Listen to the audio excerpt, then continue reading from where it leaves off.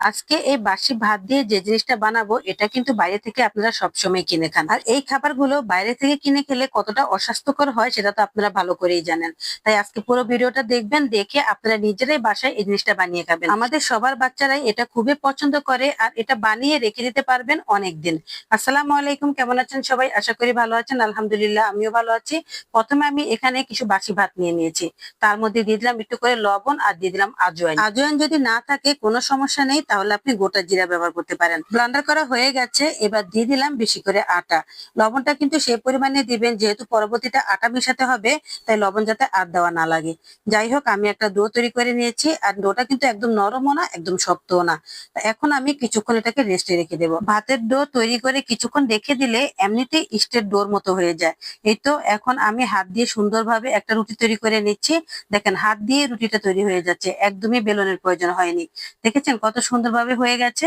আর এখন আমি রুটির শেপটা দিয়ে নিয়েছি আর একদম পাতলা করে ফেলেছি। মোটা করা যাবে না, মোটা করলে কিন্তু খেতে ভালো লাগবে না আর এটা ক্রিস্পিও হবে না। যাই হোক, এখন আমি একটা কাঁটা নিয়ে নিলাম। এবার আমি চিকন চিকন করে কেটে নেব।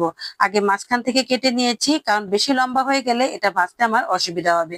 তো যাই হোক, এখন একটু চিকন চিকন করে কেটে নিয়েছি। এবার নিশ্চয়ই বুঝতে পারছেন আমি কি তৈরি করছি। আমি এটা ভাতের চিপস তৈরি করছি। এই ভাতের চিপসটা খেতে কিন্তু অনেক মজা হয়। আর বাইরে থেকে অস্বাস্থ্যকর ভাতের চিপস না কিনে নিজে বাসায় তৈরি করে নিতে পারেন এভাবে। আর যখনই বাসি ভাত থাকবে তখনই কিন্তু এই চিপসটা বানিয়ে ফেলবেন। আর বাচ্চারা অনেক খুশি হবে, এটা রেখে অনেক দিন খেতে পারবেন। কোনো রকম মশলার প্রয়োজন হয় না, সামান্য একটু লবণ আর আজওয়াইন দিয়ে এটা তৈরি করেছি। আপনারা চাইলে এখানে গোটা জিরাও ব্যবহার করতে পারেন। যাই হোক, আমি এখন চিকন চিকন করে কেটে নিয়েছি। আর এটা এত সহজ বানাতে, তাহলে কেন বাসায় বানাবো না বলেন? কেন বাইরে থেকে বেশি দাম দিয়ে কিনে খাবো? আমাদের সবার ঘরে প্রতিনিয়ত এরকম বাসি ভাত থাকে। তখন যদি আমরা এভাবে চিপস বানিয়ে দেই, তাহলে আমাদের বাচ্চারা বাইরের চিপসের প্রতি আর কোনো লোভ করবে না। আর বাইরের এই অস্বাস্থ্যকর চিপস গুলো খেয়ে বাচ্চারা অনেক অসুস্থ হয়ে পড়ে। যাই হোক, এই তো এখন আমি এই চিপস গুলো ভেজে নিচ্ছি। এখানে কোনো রকম বেকিং সোডা, বেকিং পাউডার ব্যবহার করবে না, তাহলে কিন্তু এগুলো ফুলে যাবে, এতে করে ক্রিস্পি থাকবে না। যাই হোক, এখন সবগুলো ভেজে নিয়েছি। এই তো দেখেন কি সুন্দর হয়েছে, একদমই স্টেট ডোর মতো হয়ে গেছে। একটার সাথে একটা লেগে যাচ্ছে মনে হচ্ছে, কিন্তু আসলে লাগছে না। আসলে জিনিসপত্র এখন অনেক দাম, আয়ের সাথে খরচের কোনো মিল নেই। তাই অতিরিক্ত খরচ করা আমাদের পক্ষে এখন আর সম্ভব হয় না। আর তাছাড়া ভাতের চিপস যাতে ঘরেই তৈরি করা যায়, তাহলে কেনই বা বাজার থেকে দাম দিয়ে কিনে খাবো।